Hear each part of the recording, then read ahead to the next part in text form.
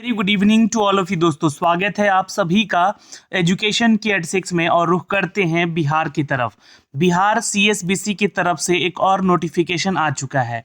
ये नोटिफिकेशन है दोस्तों प्रोविजन डिपार्टमेंट को लेकर।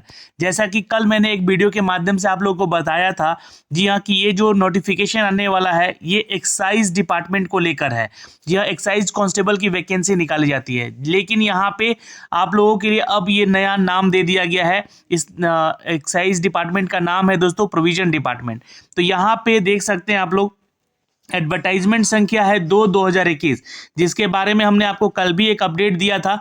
और इसका सिलेक्शन प्रोसीजर क्या है, इन सब के बारे में जानेंगे इस वीडियो के माध्यम से। तो वीडियो को अंत तक जरूर देखिएगा। चलिए इसके नोटिफिकेशन को हम यहाँ पे आपके लिए डाउनलोड कर लेते हैं। जैसे ही आप इस नोटिफिकेशन को ओपन करेंगे, ये आपके सामने कुछ इस तरह से ओपन हो जाएगा। एडवर्टाइजमेंट संख्या है 2/2021 का, और विभाग है मद्य निषेध उत्पादन एवं निबंधन विभाग। सिपाही भर्ती है, जी हाँ, कांस्टेबल की रिक्रूटमेंट है। मद्य निषेध सिपाही का ये पोस्ट है, जिसके लिए टोटल वैकेंसी 365 निकाला गया है। 53,000 तक की सैलरी हो सकती है। स्टार्टिंग सैलरी आपकी 21,700 है। तो ये लेवल 3 का 7 CPC के तहत ये वैकेंसी अपडेट की गई है 365 पदों के लिए। 2/2021 जहां जारी किया जा रहा है। ऑनलाइन आवेदन भरने का जो प्रक्रिया है वो 19 दिसंबर से शुरू हो जाएगा।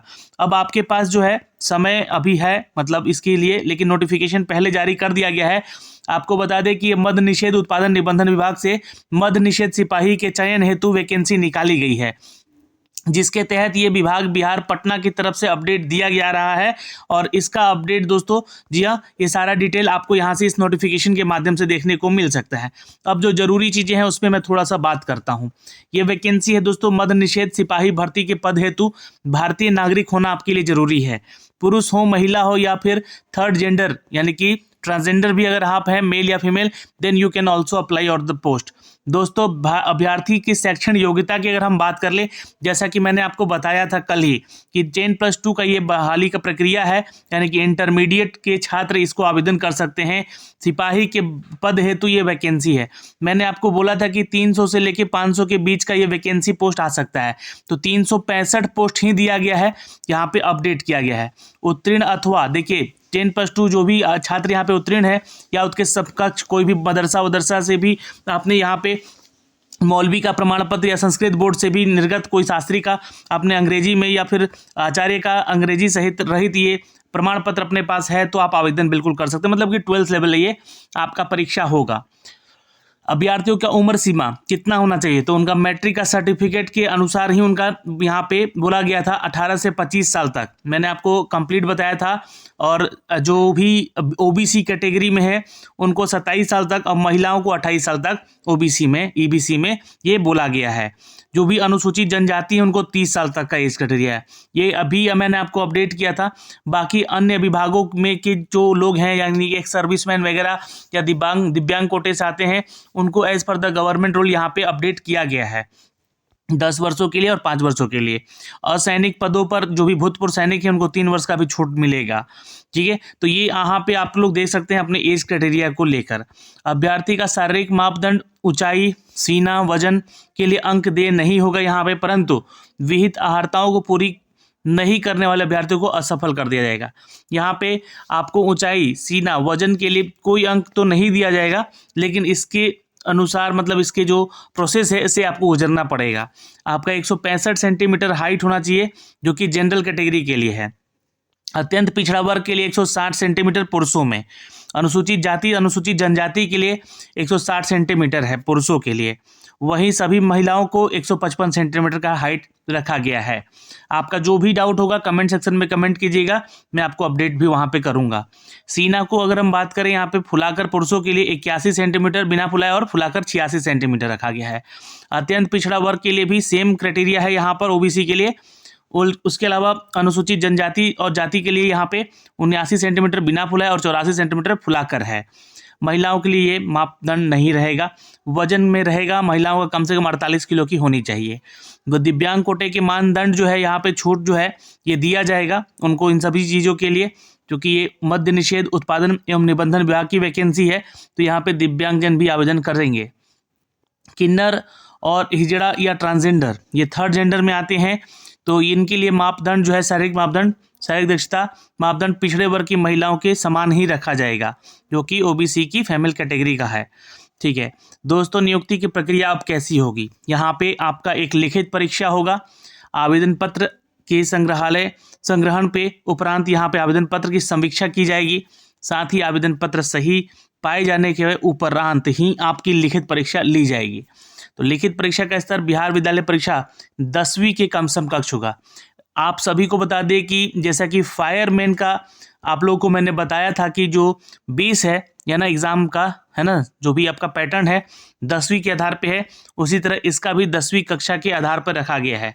100 अंकों का ये परीक्षा होगा आपका, और प्रश्न पत्र जो होंगे वो 2 घंटे के होंगे। तो एग्जाम पैटर्न भी आप लोग समझ लीजिए। यहाँ पे आपका एक पीटी होगा जिसमें कि 2 घंटे का ये पेपर होगा, 100 नंबर का ये प्रश्न उत्तर जो होगा ये लिया जाएगा। इसके बारे में और भी डिटेल से मैं बताऊंगा, आगे चलते हैं। OMR बेस्ड ही एग्ज़ाम हो रहा है, क्योंकि देखिए बहुत बार मांगे की जा रही है कि या तो ऑनलाइन लीजिए, और यहाँ पे OMR ले रहे हैं तो आप हम लोगों को यहाँ पे कार्बन कॉपी, मार्क्स बताएं, ये सारी चीज़ें कीजिए। CSBC इस चीज़ को समझ नहीं रही है, सुन नहीं रही है, और धांधली का आधार ही है OMR बेस्ड यहाँ पे। बाकी अन्य एग्जाम जितने भी सेंट्रल लेवल के हो रहे हैं वहाँ पे ये सारी चीज़ें की जा रही हैं, तो आप यहाँ पे आखिर इन सभी चीज़ों को क्यों नहीं कर रहे हैं, इसके ऊपर भी सवाल उठेगा जरूर अभी आगे। दूसरा है दृष्टिहीन और कम दृष्टिहीन दिव्यांग छात्रों के लिए। दिव्यांग अभ्यर्थी जो भी दृष्टिहीन या कम देखने वाले हैं उनको यहाँ पे परिषद द्वारा की जाएगी व्यवस्था। दृष्टिहीन अथवा कम दृष्टि वाले अभ्यर्थियों को लिखित परीक्षा के हेतु निर्धारित समय के साथ साथ प्रति घंटा 15 मिनट की दर से उनको समय भी अधिक दिया जाएगा। अब रहे सिलेबस की बात, तो लिखित परीक्षा का स्तर बिहार विद्यालय परीक्षा समिति 10वीं कक्षा के अथवा समकक्ष स्तर का ही होगा। इसमें आपका हिंदी पेपर होगा, अंग्रेजी होगा, गणित होगा, सामाजिक विज्ञान में इतिहास, भूगोल, नागरिक शास्त्र और अर्थशास्त्र से जुड़ेंगे प्रश्न। एक होगा विज्ञान में, जहाँ पे भौतिकी, रसायन और प्राणी विज्ञान और वनस्पति विज्ञान से जुड़ेंगे प्रश्न। छठा जो यहाँ पे सिलेबस है आपका ये है सामान्य ज्ञान और समसामयिकी का, यानी कि करंट अफेयर का। सामान्य ज्ञान आपका कुछ भी हो सकता है, यहाँ पे कोई भी क्वेश्चन पूछा जा सकता है एज जीके, ठीक है, जनरल नॉलेज। और समसामयिकी यानी कि करंट अफेयर से संबंधित होंगे, ये मामले संबंधित वस्तुनिष्ठ प्रश्न पे ही आधारित होंगे। ठीक है, लिखित परीक्षा में 30% अंक लेकर आना, पास होना होगा। मैं इसका एक पूरा पैटर्न बताऊंगा आप लोगों को, और उसके बाद शारीरिक दक्षता परीक्षा के लिए असफल आपको घोषित कर दिया जाएगा अगर इसमें शारीरिक दक्षता में सफल नहीं होते हैं तो। लेकिन 30 अंक लेकर आना होगा यहाँ पे, तभी आप फिजिकल में जा सकते हैं। लिखित परीक्षा का अंतिम मेधा सूची आधार नहीं होगा। लिखित परीक्षा केवल शारीरिक योग्यता परीक्षा के लिए क्वालिफाइंग माना जाएगा। ठीक है, यानी कि यहाँ भी सेम कंडीशन है, तो आपका मेन यहाँ पे फिजिकल के आधार पे ही आपका यहाँ चयन होगा। लिखित परीक्षा के आधार पर यथासंभव जो भी विज्ञापन निकाली गई है उसका 5 गुना बुलाया जाएगा छात्रों को, किसमें, फिजिकल के लिए। शारीरिक दक्षता हेतु यहाँ पे अभ्यर्थी को पर्याप्त संख्या में अनुपलब्धता दशा में अभ्यर्थी को अनुपात उपयुक्त रूप में केंद्रीय चयन परिषद के द्वारा कम किया जा सकेगा। लिखित परीक्षा के आधार पर चयनित अभ्यर्थियों का जो फिजिकल टेस्ट होगा उसमें सम्मिलित होना जरूरी है, सफल होना जरूरी होगा। शारीरिक योग्यता न्यूनतम निर्धारित मापदंड दिव्यांग कोटे के छात्रों को छोड़कर लिया जाएगा, यहाँ पे उनको अनुमान्य नहीं रहेगा, ये ध्यान में रखिएगा। द्वितीय चरण की अगर हम बात करें तो ये होगा आपका पीईटी यानी कि शारीरिक दक्षता। यहाँ पे आपको 100 अंकों का ये टेस्ट होगा, जिसमें कि दौड़ 50 अंक होगा। यहाँ भी सेम कंडीशन है, लेकिन ये थोड़ा फायरमैन से अलग है इनका, चूँकि यहाँ पे दौड़ है तो 5 मिनट से कम में अगर आपने 1.6 किलोमीटर क्रॉस कर लिया, यानी कि 1 मील की दूरी तय कर ली, तो आपको 50 अंक। 5 मिनट 20 सेकेंड तक आए तो 40 अंक। 5 मिनट 40 सेकेंड तक आए तो 30 अंक, और 5 मिनट से ज़्यादा, मतलब 6 मिनट से ज़्यादा हो गए तो 20 अंक ही मिलेगा, और 6 मिनट के बाद आए तो आप असफल हो जाएंगे। यही क्राइटेरिया महिलाओं के लिए भी है, लेकिन इनका जो किलोमीटर है वो मात्र 1 किलोमीटर का है। ठीक है, और ये आपका है 4 मिनट 20 सेकेंड तक 40 अंक, 4 मिनट 40 सेकेंड तक आती हैं तो 30 अंक, और 5 मिनट तक आती हैं तो 20 अंक मिलेगा। लेकिन 4 मिनट से कम में आ जाती हैं तो आपको सीधे 50 अंक। तो यहाँ से 50 अंक यानी कि दौड़ ही मेन इसका हो गया। 50% मार्क्स आप यहाँ से उठा सकती हैं। ठीक है, 4 मिनट का यहाँ पे कंप्लीट अपना दौड़ प्रैक्टिस करते रहेंगे। गोला फेंक भी है यहाँ पे 25 नंबर में। पुरुषों के लिए 16 पाउंड का गोला फेंक होगा, 17 फीट तक फेंकते हैं, मतलब 16 से ऊपर फेंक देते हैं तो 9 अंक सीधा मिलेगा। और 18 फीट फेंकते हैं तो 13 अंक मिलेगा। 19 फीट फेंकते हैं तो 17, और 20 फीट से ज़्यादा या फिर 20 फीट तक फेंकते हैं तो 21 अंक, और 20 फीट से ज़्यादा अगर फेंक दिए तो 25 अंक सीधे। तो 50 और 25 इसका भी प्रैक्टिस कर लीजिएगा। तो 75 तो यही हो गया, आप क्वालिफाई में हैं, ठीक है। ये 70 मतलब कि क्राइटेरिया से ऊपर आ गए हैं अब तो, ठीक है। यहाँ पे होगा दोस्तों महिलाओं के लिए सेम क्राइटेरिया, लेकिन 16 फीट से ज़्यादा फेंकेंगे तब इनको मिलेगा 25 अंक। 16 फीट से 15 फीट के बीच में रहे तो 21, 14 से 15 के बीच में रही तो 17, और 13 से 14 अंक फीट के बीच में फेंका उन्होंने तो 13 अंक मिलेगा, ठीक है। तो समझ सकते हैं आप लोग। यहाँ पे ऊंची कूद भी है 25 नंबर में। अब ये फाइनल होगा आपका, जिसमें कि आपको 4 फीट जो है न्यूनतम ऊंचाई है। अगर 4 फीट हाइट आप लोग जंप करते हैं तो 13 अंक, यहाँ पे 4 फीट 4 इंच करते हैं तो 17 अंक, 4 फीट 8 इंच करते हैं तो 21 अंक, और 5 फीट करते हैं तो 25 अंक। यानी कि पुरुषों के लिए है ये 4 फीट का अंक। 3 फीट है महिलाओं के लिए यहाँ पे आंकड़ा, और ये 4 फीट फान लेती हैं तो 25 अंक सीधे मिल सकता है इनको। 3 फीट से कम कूदने वाली महिलाओं को यहाँ पे असफल कर दिया जाएगा, और 4 फीट से कम कूदने वाले पुरुषों को असफल घोषित कर दिया जाएगा। 6 मिनट एवं महिलाओं के लिए 5 मिनट दौड़ के लिए प्रक्रिया रखी गई है।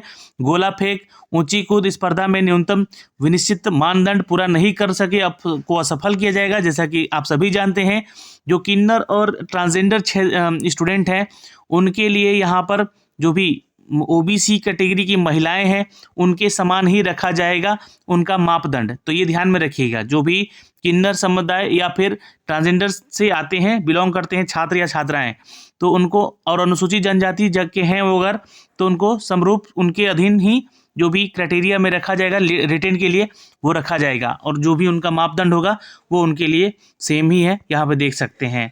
दिव्यांग के लिए यहाँ पे आप लोगों को बता दें कि जो भी शारीरिक दक्षता है ये शिथिल करके चयन किया जाएगा इन लोगों को, इनका यहाँ पे शारीरिक दक्षता से उतना लेन नहीं होगा। मेघा सूची का जो चयन है, ये अनुशंसा जो है ये आप लोगों को लिया जाएगा मद्य निषेध उत्पाद एवं निबंधन विभाग की तरफ से इस सिपाही की भर्ती को लेकर। ये इसकी के आधार पर आपका बनेगा ये पूरा का पूरा मेरिट लिस्ट। अब आप देख सकते हैं कैटेगरी वाइज सीटें हैं। जनरल में 126 हैं, और 35% के आरक्षण के साथ महिलाओं को 41 सीट यहाँ पे आरक्षित किया गया है। ईडब्ल्यूएस में 29 है, 88 अनुसूचित जाति में है, अनुसूचित जनजाति में 6 है, अत्यंत पिछड़ा में 82 है, पिछड़ा वर्ग में 21 है, और पिछड़ा वर्ग की महिलाओं के लिए 13 है। तो टोटल मिला के 365 पद हैं यहाँ पे, जिसके लिए कि आपको यहाँ पे आवेदन करना होगा, ठीक है। कुछ बैकलॉग्स की वैकेंसी है यहाँ पे, अपडेट है जो कि साथ में दी जाएगी। ओके, तो ये 365 पदों की टोटल वैकेंसी है, जिसके बारे में हमने आपको सारा डिटेल बता दिया है। फिर भी आपका कोई डाउट रह जाता है तो आप कमेंट सेक्शन में कमेंट ज़रूर कीजिएगा। इस फॉर्म को आप 19/12 से भर सकते हैं, ऑनलाइन भरेंगे जब से मैं आवेदन बता दूंगा कि कैसे करना है। 180 रुपया यहाँ पे फीस चार्ज लग रहा है किसके, तो अनुसूचित जाति अनुसूचित जनजाति के जो कि बिहार के निवासी हैं, ठीक है। और महिलाओं के लिए 675 रुपये लग रहा है कम ईडब्ल्यूएस ओबीसी और जनरल कैटेगरी के छात्रों के लिए 675 रुपये, और जो भी जीएसटी लगेगा वो तो लगेगा ही, ठीक है, जो कि मैंने आपको कल ही बताया था कि ऑनलाइन पेमेंट हो सकेगा। तो 19 तारीख से फॉर्म भरा जाएगा, जिसके बारे में मैं आपको सारा विवरण बताऊंगा कि कैसे कैसे फॉर्म को भरना है, कैसे फ़ोटो अपडेट करना है। वैसे ही आप पूरा नोटिफिकेशन पढ़िएगा तो आपको सारा डिटेल यहाँ से देखने को मिल सकता है। तो ये एक अपडेट था दोस्तों यहाँ से इस वैकेंसी को लेकर। चयन की प्रक्रिया को सामान्यतः पूर्ण होने में 6 महीने लग सकता है, और सुझाव दिया जाता है कि तदनुसार लिखित परीक्षा, शारीरिक दक्षता और समीक्षा आदि अपनी उपलब्धता सुनिश्चित रखेंगे। किसी भी प्रक्रिया में समय विस्तार का अनुरोध किसी भी परिस्थिति में, जैसे कि आप पारिवारिक, निजी, चिकित्सकीय या गर्भावस्था में होंगे तो मान्य नहीं होगा। तो ये ध्यान में रखिएगा इस सब चीज़ों को।